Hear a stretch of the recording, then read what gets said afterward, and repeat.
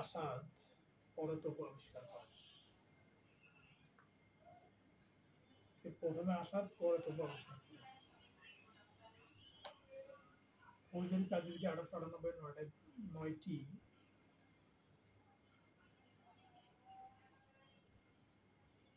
নয়টি খণ্ড রয়েছে।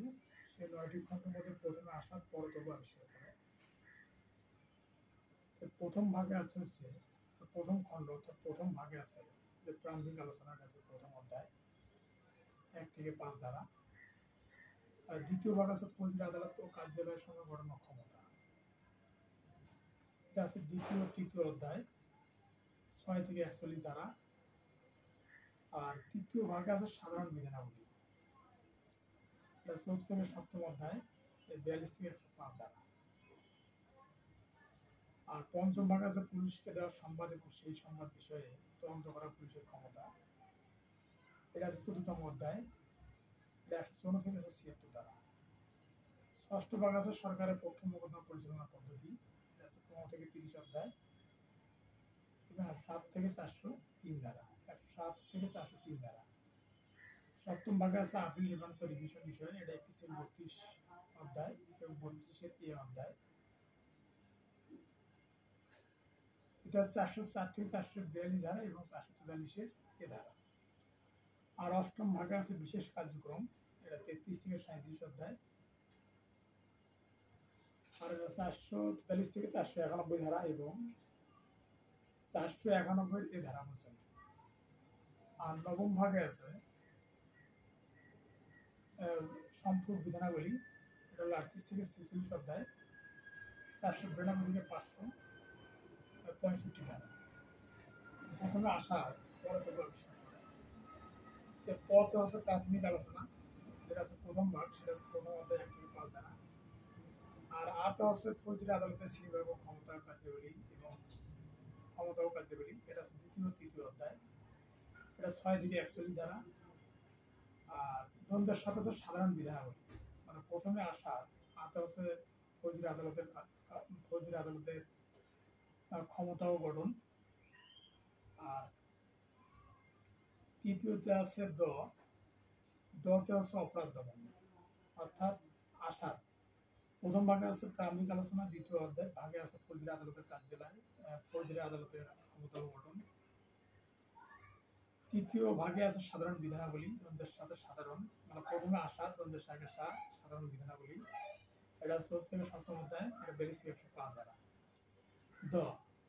চতুর্থ ভাগে আছে অপরাধ দমন বা অপরাধ নিবারণ, এটা আছে 8ম থেকে 13তম অধ্যায়, এটা আছে 106 থেকে 153 ধারা।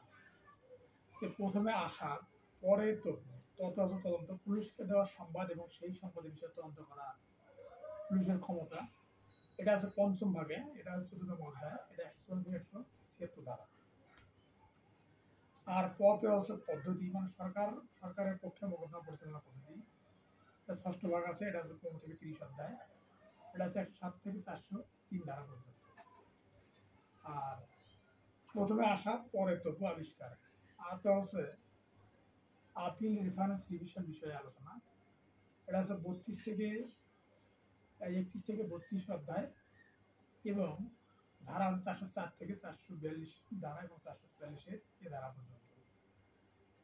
বিতে হচ্ছে বিশেষ কার্যক্রম, এটা আছে 8ম ভাগে, এটা হলো 33 থেকে 37 অধ্যায়, এটা 443 থেকে 491 ধারা এবং 491-এর এ ধারা পর্যন্ত। আর আবিষ্কার দ্বন্দ্ব সম্পূর্ণ বিধানাবলী, এটা আছে 38 থেকে 46 অধ্যায় এবং 492 থেকে 565 ধারা পর্যন্ত। ফৌজদারি কার্যবিধি 1898 মনে রাখার সহজ পদ্ধতি হচ্ছে যে প্রথমে আসাদ পরতপু আবিষ্কার করে। এই প্রথমে আসাদ পরতপু আবিষ্কার করে, এটার মধ্যেই 1 থেকে 565 ধারা আছে এবং এখানে হচ্ছে প্রথম অধ্যায় থেকে 46 অধ্যায় পর্যন্ত আলোচনা করা আছে। সেটা আরেকবার বলি, সেটা হচ্ছে যে প্রথমে অর্থাৎ প্রাথমিক আলোচনা, যেটা হচ্ছে 1 থেকে 5 ধারা এবং এটা আছে প্রথম অধ্যায়। আর দ্বিতীয় অধ্যায় আছে আতে হচ্ছে ফৌজদারি আদালতের শ্রেণীবিভাগ ও ক্ষমতা, এটা হচ্ছে 6 থেকে 41 ধারা এবং এই 6 থেকে 41 ধারা আছে দ্বিতীয় থেকে তৃতীয় অধ্যায়ের মধ্যে। দ্বন্দ্বের শর্তে হচ্ছে সাধারণ বিধানাবলী, অর্থাৎ ফৌজদারি আদালতের সাধারণ যে বিধানাবলী আছে, ফৌজদারি যে সাধারণ বিধানাবলী আছে সেটা আলোচনা করা আছে 42 থেকে 105 ধারা, এবং এটার অধ্যায় 4 অধ্যায় থেকে 7ম অধ্যায় পর্যন্ত, অর্থাৎ 4র্থ অধ্যায় থেকে 7ম অধ্যায় পর্যন্ত। আর হচ্ছে